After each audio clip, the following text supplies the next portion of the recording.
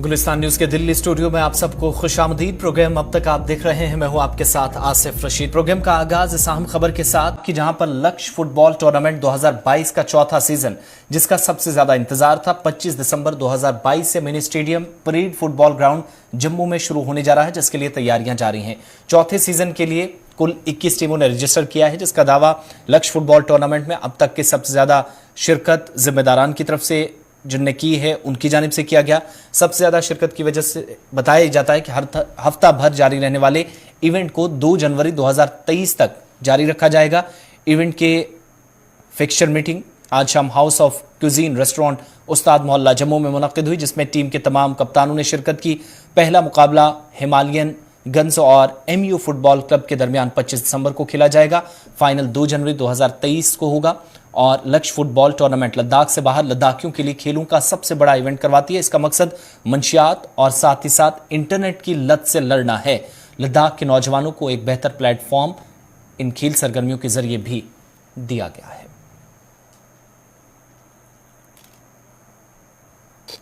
की तरह इस साल लक्ष्य जो है अपना टूर्नामेंट जो है ऑर्गेनाइज कर रहा है। तो आज लक्ष्य का जो है टीचर मीटिंग है और अच्छा लगा कि बहुत टीम ने इसमें पिछले से ज़्यादा टीम ने इसमें पार्टिसिपेट किया है, तो अच्छा लगा। टीम जो है इंक्रीज हुआ है इसमें। तो आज फिक्सर मीटिंग के दिन काफ़ी सारे टीम्स आए हुए हैं। तो हमारा टीम जो है पिछले साल फाइनल में हारा था ब्यूटीफुल बॉयज से, तो इस साल कोशिश रहेगा कि हम कप इस साल जीतें। आज लक्ष्य का जो फिक्सर यहाँ पे चल रहा है, जैसे कि आप सबको पता होगा कि इसमें 21 टीम्स ने पार्टिसिपेट किया है, तो हमें भी लगा कि हम भी पार्टिसिपेट करें। शुरुआत में हमें पता नहीं था कि लक्ष्य भी इधर पार्टिसिपेट मतलब टूर्नामेंट खोलता है बोल के। फिर हमें जब पता चला, हमने भी कोशिश किया कि हम भी पार्टिसिपेट करें और इंशाल्लाह हमने भी पार्टिसिपेट इसमें कर लिया है। तो हमारा टीम जो नया है इस साल ही पार्टिसिपेट किया है। उम्मीद यही है कि मतलब 1-2 मैच ना जीते, मतलब हारे भी, मगर हम इससे बहुत अच्छा।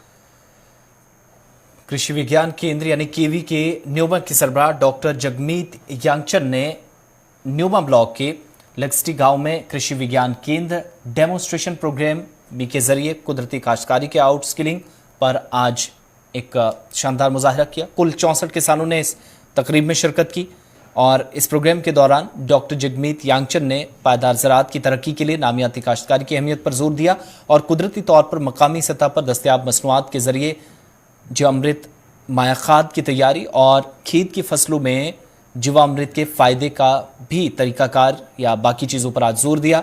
तमाम गांव वालों ने प्रोग्राम में बढ़ चढ़कर हिस्सा लिया और मुतलकीन का इस बेहतरीन प्रोग्राम के लिए शुक्रिया अदा किया गया।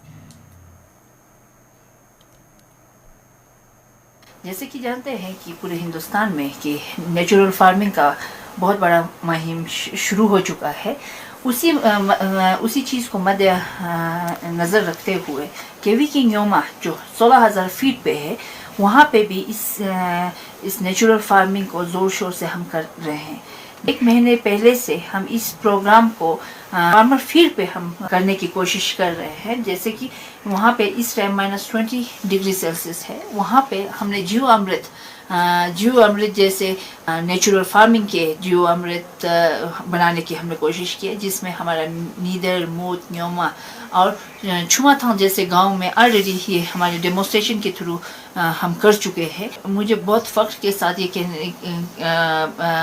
कहने का मौका मिल रहा है, क्योंकि चंगथांग जैसी जगह जहाँ -20-25 जा रहा है, वहाँ पे हम जीव अमृत हम बना पाए हैं। और साथ में अब इसी चीज़ को हम आगे और बाकी गांव में भी हमने इस चीज़ को पहुंचाने की कोशिश किया। कल हमारे जो यहाँ के लिखसे गांव में 64 फार्मर्स को इस चीज़ का फ़ायदा हुआ, उनको डेमोन्स्ट्रेशन दिया गया और ये ट्रेनिंग बहुत ही सक्सेसफुल और फ्रूटफुल रहा और फार्मर्स बहुत खुश है, क्योंकि अब लद्दाख के अंदर सरमा के दौरान जहां जम्मू कश्मीर के सरमाई इलाकों की तरह काफ़ी ज़्यादा परेशानियां रहती हैं, इसलिए छुट्टियां कर दी जाती हैं। इन तमाम चीज़ों को मद्देनज़र रखते हुए स्कूलों के अंदर जब बच्चे नहीं पहुंच पाते तो तालीमी सरगर्मियां मुतासिर ना हो, इसके लिए इकदाम कई तंजीमों की जानिब से भी उठाए जाते हैं। इस सिलसिले में हनुरान मूवमेंट और वन बुद्धिज़्म इंडिया के तहत एक और प्रोग्राम शुरू किया गया है। इस मंसूबे के तहत सरमा के दौरान बच्चों को बुनियादी सहूलियात के साथ तालीमी सरगर्मियां जारी रखने के लिए मुफ्त ट्यूशन देने का प्रोग्राम जारी है। इस बीच करगिल लाहगांग के अंदर जहां पर वाखा में इस प्रोग्राम के लिए आज इफ्ताही तकरीब मुनक्किद हुई और इस सिलसिले में इंजीनियर फुनसोक ताशी जो कि EC LAHDC करगिल हैं और प्रोग्राम में बतौर मेहमान खुसूसी मौजूद रहे, जबकि पी नमग्याल अजीता वॉन बुद्धिज़्म इंडिया और हनुरान मूवमेंट के जिम्मेदारान भी उनके साथ मौजूद थे। इस प्रोग्राम में LBA करगिल के अलावा तलबा, असातिज़ा, गांव वाखा से बड़ी तादाद में लोग, मुल्बिक और शारगुल के साथ साथ सरपंचों, पंचों और गोबा के जिम्मेदारान ने भी शिरकत की।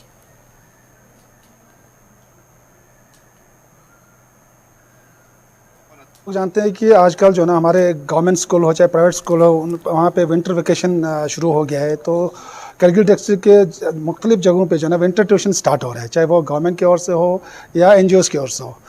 यहाँ पे आज वखा, मुल्बिक, फोकर और जांस्कर के 2 जगहों पे एक NGO से कोरिया बेस जिसका नाम है वॉन बुद्धिज़्म कोरिया जो इंडियन चैप्टर, और हनुरान मूवमेंट वो भी कोरिया में है, और in collaboration with Ladakh autonomous hill development council Kargil, इन्होंने इस 5 जगहों पे जो ना आज से विंटर ट्यूशन शुरू किया है।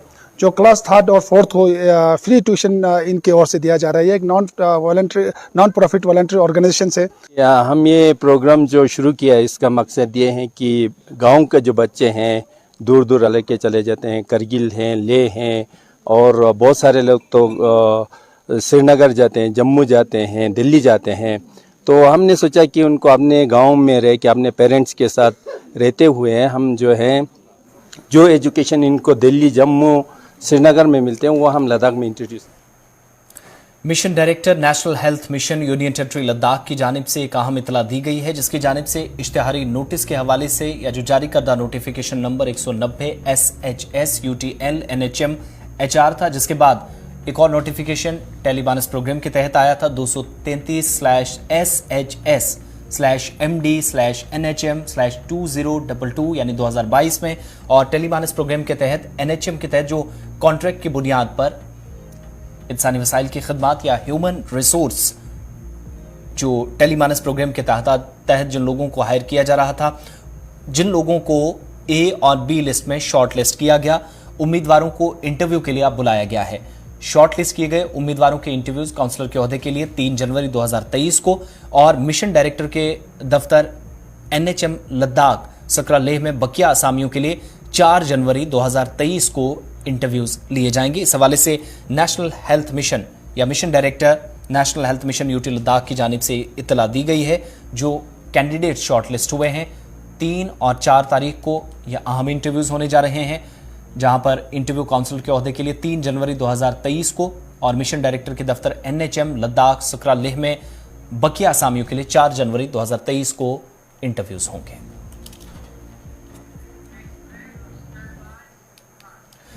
चलिए, प्रोग्राम अब तक जारी रहेगा। वक्त एक और ब्रेक का है। ब्रेक के उस पार दीगर खबरें।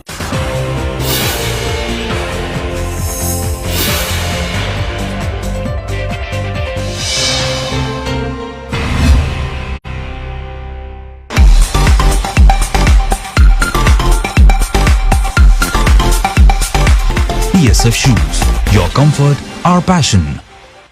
It's right, India. It's right, India.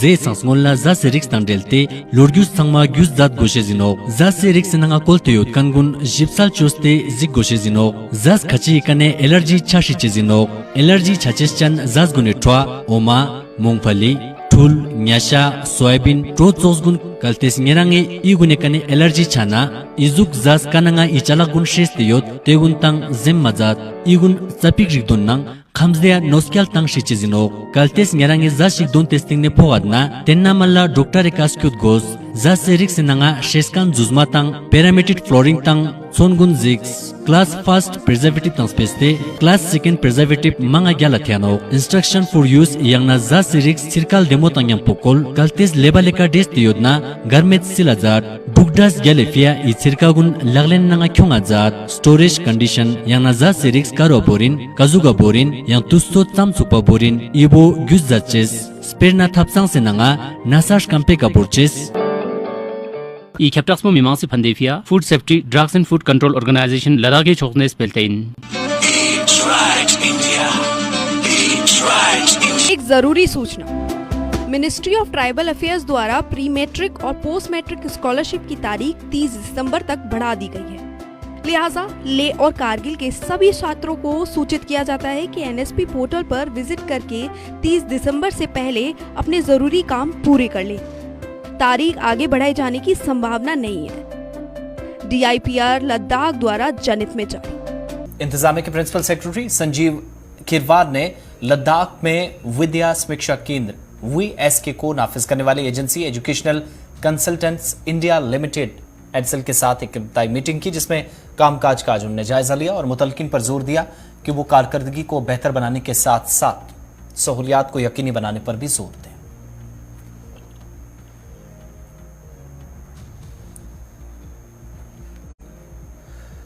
Ladakh में लेह जिले के मुख्तलिफ जोन्स जिनमें लेह, खलसे, नेमो, डरबुक और खारू शामिल हैं के इदारों के सरबराहान और middle, high school, higher secondary स्कूलों के नोडल अफसरान के लिए एक रोज़ा ICT तरबियत प्रोग्राम रखा गया था, जहां school education department UT Ladakh के ज़रिए एहतमाम हुकूमत के ICT लैब में मिडिल स्कूल लेह आज ये प्रोग्राम इख्तिताम पजीर हुआ, जहां स्कूलों के सरबराहान ने शिरकत की, जिन्हें अहम जानकारी इस प्रोग्राम के जरिए दी गई।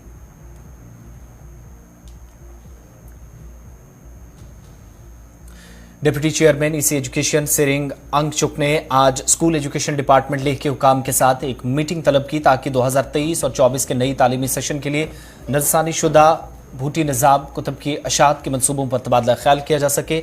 इसमें आगे की हिकमत अमली पर न सिर्फ तफसीली तबादला ख्याल हुआ बल्कि मुतलकिन के साथ तय शेड्यूल के मुताबिक निसाब के हवाले से तफसीलात भी तलब की गई।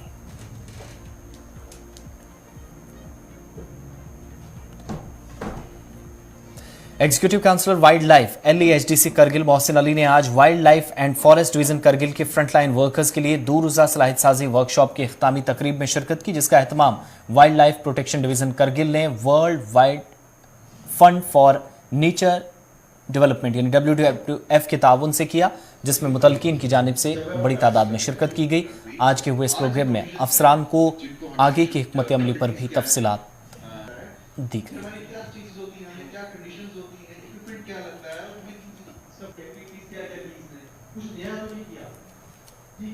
जी, ये प्रोग्राम जो हमने कल और आज यहाँ पर किया, इसका मेन मकसद था कैपेसिटी बिल्डिंग। जो फ्रंट लाइन स्टाफ है वाइल्ड लाइफ और फॉरेस्ट डिपार्टमेंट का, उनकी कैपेसिटी बिल्डिंग, उनकी ट्रेनिंग, कुछ टॉपिक्स को लेके जो बड़े क्रिटिकल हैं, जैसे बायोडाइवर्सिटी यहाँ की क्या है, यहाँ की बायोजोग्राफी कैसी है, उसके बाद कम्युनिटी के साथ मिलकर कैसे कंजर्वेशन की जा सकती है, ह्यूमन वाइल्ड लाइफ कॉन्फ्लिक्ट एक बड़ा प्रेसिंग इशू है जिसके बारे में हमने उनकी कैपेसिटी बिल्डिंग करने की कोशिश की। और उसके अलावा पेट्रोलिंग में जो इक्विपमेंट यूज़ होती है उसको कैसे यूज़ करते हैं, कुछ वाइल्ड लाइफ लॉज जो बहुत इंपॉर्टेंट वाइल्ड लाइफ लॉ है, वाइल्ड लाइफ प्रोटेक्शन एक्ट 1972, उसके बारे में हमने उनको थोड़ी जानकारी दी।